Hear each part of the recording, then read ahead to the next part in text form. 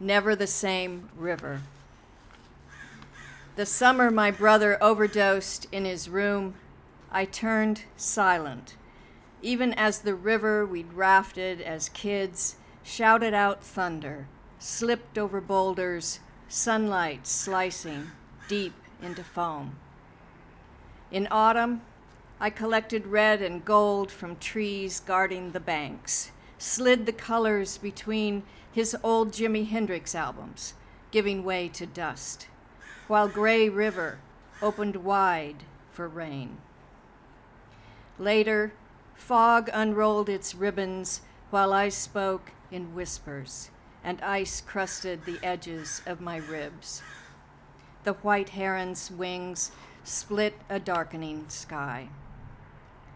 By spring, I found myself humming a wild current, a faint tune I'd heard him sing. It wove through wild blackberry, seeped into the fissures on the mud-printed shore. Thank you.